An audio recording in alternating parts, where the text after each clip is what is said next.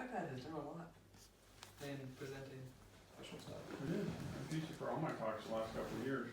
My mission or talk. Nice stuff. Alright, you want me to go for it? Okay, well, good afternoon, brother, sister, mother, father. Good to be with you. So yeah, I'm excited because today I get to talk about my mission and just like the different blessings that I feel like I've received because I was able to go serve a mission and the different ways that my testimony has grown because of it. And so, as you all know, I got to serve in Florida. I got to serve as a Spanish-speaking missionary, which has been pretty cool, especially in the south of Florida, because I got to serve in Miami, where there's lots of different people from different countries, and you get to learn a lot about their different cultures and kind of who they are and connect with them on a spiritual level. So that was a huge blessing. Today I want to focus this talk on two different things that I feel like, two specific things in my testimony where I feel like it's grown a lot because of the mission, and two things that I think have impacted me, but I think can impact all of us in our lives. And the two things are, first, the Book of Mormon, and then second, just simply faith. And so, starting with the Book of Mormon, there's these quotes in Preaching My Gospel, two of them that I want to read. One says, "The testimony of the Book of Mormon confirms the testimony of the Bible, that Jesus is the only begotten Son of God and the Savior of the world." And the other one says, "Use the Book of Mormon to help people have spiritual experiences." I love that second quote because we all, as members of the church, we want to have the Spirit more with us. We want to learn from it. We want to feel it. We want guidance in our lives. I mean, that we're here in this life to learn from the Spirit. And I just love that right there. It simply says, use it to help people and to help ourselves to have spiritual experiences. That's the point of the Book of Mormon in our lives. That's the point of the scriptures. So some experiences that I had with the Book of Mormon and my mission was in the MTC. I had this companion who loved to read. It was her favorite thing to do. She could chew through a book within like 3 days, like a big book. And so she asked me if I would be willing to read the entire Book of Mormon with her in the 6 weeks that we were there in the MTC. And I was like, all right, well, we got nothing else to do, why not? And so we did it. And it was awesome. I mean, honestly, it was like our only entertainment that we had in the 6 weeks that we were there. It was her and I in our district that we spent 24/7 with. We were the only sisters, and so it was us two and then 10 elders, 10 boys who just were around making jokes and being idiots all the time. But her and I, we read from the Book of Mormon, and it honestly entertained us. We would like read a chapter. I'd read a chapter, and then she'd read another chapter, and we'd get together at nighttime and talk about the awesome things that we learned about. Because when you read the Book of Mormon that fast, the stories make so much more sense. They flow into each other way better. And it was just, I don't know, I could see the whole like timeline of the Book of Mormon a lot clearer. And it was a lot more fun to read. I feel like I super enjoyed just reading it as a book. And I feel like because I did that in the MTC, I just grew to love the Book of Mormon. I just grew to love it. And I can honestly say that, like that quote says, that I felt the Spirit more with me when I was in MTC. I felt like I had more spiritual experiences because I was reading from it every single day. And I know that I had more peace the second that I finished reading it. It was like right then in that moment, I knew it was true. I could just feel the peace from it. So that, I love that experience that I had. I know that I definitely left the MTC with a greater testimony of the Book of Mormon. Something else that I feel like from the mission that I thought was kind of cool that I realized while I was on the mission about the Book of Mormon is I feel like I just learned that it was a true gift from God that we have this book in these days. Because to be a missionary without the Book of Mormon and having to go around and tell people that the restorations happened, but you don't have the actual, like, if we didn't have the Book of Mormon, just think about how hard missionary work would be. It would be so hard. Because you'd go to people and talk about Christ and they'd love it, but I don't know, the Book of Mormon is something tangible that God has given us to show people proof of the restoration. And I just feel like it's 1,000 times more powerful in conversion than just a simple testimony of faith. So I loved carrying that book around. In my mission, we were known for just always having the book with us wherever we went. We took it into every meal appointment, we took it into the store, everywhere. You just always had the Book of Mormon in your hand, and I don't know, I think it's just a cool, tangible thing that we have, a gift from God to tell us that the restoration really did happen. And then the last thing is, when it comes to the baptism that I had, that Dwayne Wade came to, and prayed at, which was super cool, and I feel extremely privileged to be able to have taught that person, but privileged in the way that I got to see her incredible testimony, because she's an incredible woman. And her story starts with the Book of Mormon. She, like a couple years ago, had these friends that were members of the church, and she didn't believe in Christ at all. She didn't believe in God, anything. She was atheist, and she didn't understand how her friend could be so cool and believe in Christ. And so she asked him one day, she was like, I want that book of yours, because I'm going to read it and I'm going to prove it to you wrong. I'm going to prove that book to you wrong. And so she started reading it, and it was cool. One time we were at her house, she pulls out the Book of Mormon, her Book of Mormon, and she's showing us all these. Her first thing was she was going to go find all the racist comments in the Book of Mormon. And so she had gone through, and in her Book of Mormon, on the one page of it that's like empty, she had written down all the different citations to all the different racist comments in the Book of Mormon.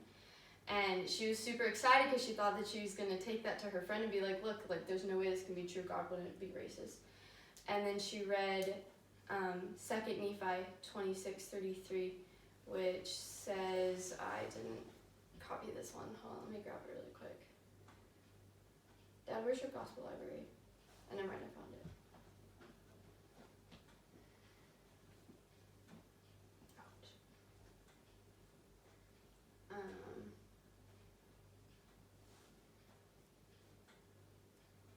2 Nephi 26:33, and it says, For none of these iniquities come of the Lord, for he doeth that which is good among the children of men, and he doeth nothing save it be plain unto the children of men. And he inviteth them all to come unto him, and partake of his goodness. And he denieth none that they come unto him, black and white, bond and free, male and female, and he remembereth the heathen, and all are alike unto God, both Jew and Gentile. And so that just kind of hit her. She was like, all right, never mind. that doesn't work, because God's inviting all of us, and it says that right here. And then I think the next week she read 2 Nephi 27, and that chapter just hit her. It hit her hard. And she showed us these texts that she had sent her friend, and she just went, in her text, she was like, she cussed a little bit. But she said, wow, my Jesus is real. And that was it.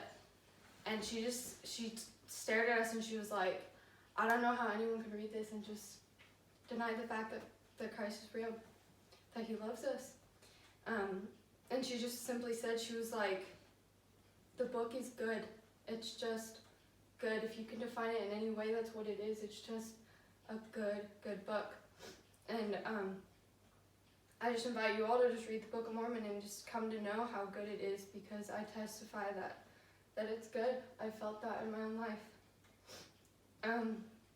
Alright, so moving on to faith. In my mission, faith was a big thing that we talked about. We talked about it throughout the entire time that I was in the mission, and we talked about it in different ways with my mission president and other missionaries, and we had kind of some different things that we talked about. One of them was faith over fear. We talked about using faith to find people to teach. And then recently we have been focusing a lot on positivity and outlawing negative thoughts. And with that last one, which is positivity, I just feel like that is, when we're positive, that is having faith. It's showing God that we have hope for good things to come into our life, and that we're trusting in him and in the good things that he's given us. And being positive is just having faith, and so we just have to outlaw those negative thoughts in our lives. They can't be there, they can't be present, because it's a lot harder to have faith than they are. And in my mission, I mean, everyone kind of talks about how missions are hard and there's different hard things that you go through, but like, I don't know, for me, so is life. Life's hard, so what are you going to do about it? You just have to focus on the good. You have to have faith in God and just push all the negative things aside and have faith. And throughout my mission, I made it a commitment to myself. Every week we have to write our mission president, and I made it a commitment to myself that I would always start out my email to him just saying that the week was good, that I had a great week. Because, I mean, even if there was hard things that happened, like, so what? You just have to focus on the good, you know, like I've said. And so I did that, and I think that honestly changed my mission. I feel like I had a lot more faith because I just chose to focus on the good things. And I think that's something that we can all do every day. We all have to learn to just get rid of the negative things and not let them be present in our lives. So some short experiences that I want to share were I saw faith work in my life on the mission was, first of all, finding that lady who we baptized, that the Book of Mormon had such an impact on her. I had been, the very first time I had ever transferred, left from my area, my very first area, I was asked to leave that area to train a new missionary and to open up a new area. It was the first time that I had ever transferred. So I didn't even know what it was like to go to a different area with new missionaries and be around different people in a different place in Florida. And I was kind of in charge of it all because I was training a new missionary who didn't know what they were doing. So we got there, we had no one to teach, and so we spent about, I would say, 6 weeks of just straight knocking on doors every day. Just knocking things. on doors with no real results. You know, we would teach a lot of people who, in Florida it's great because there's lots of people that believe in God. Latins tend to really like God. A lot of them are Catholic, and so they'll let you into their house and stuff, but you teach them for like 3 weeks and then you realize that they're not interested in being baptized. They will often tell you that they've already been baptized, and as much as you tell them about the priesthood, they just don't get it. And so for 6 weeks we had been teaching a lot of people, but nothing was really happening. And my companion and I, she was awesome. We just kept doing it, just kept knocking. We didn't complain. And I just remember I got into a really good practice of just praying before every door that we knocked. I don't know, I wanted to see results so bad, because here I was in this new area with this new companion. I wanted her to have a good experience and just love the mission. And so I just, before every door we would knock, I would just say a little prayer in my head, like, God, please help us to know what to say to this person. And we kept knocking for 6 weeks. Nothing really happened. And then finally, one day we get a call from these elders, and they're like, hey sisters, there's this lady that's been attending our ward, and she came up to us on Sunday, told us that she wants to be baptized, and she lives in your area. And so we got to go over. The first thing she said to us, she was like, well, can I be baptized June 1st? Because like, they sent out some invitations. They're like, yeah, you can be baptized. And she was incredible. And I think the reason that, I don't know, it was crazy. I just remember going back in the car after that first time we saw her, and I sat down with my companion. I was like, dude, we have just been literally handed someone in our laps to baptize. We've done nothing for this. You know, we didn't find her. We didn't do anything special.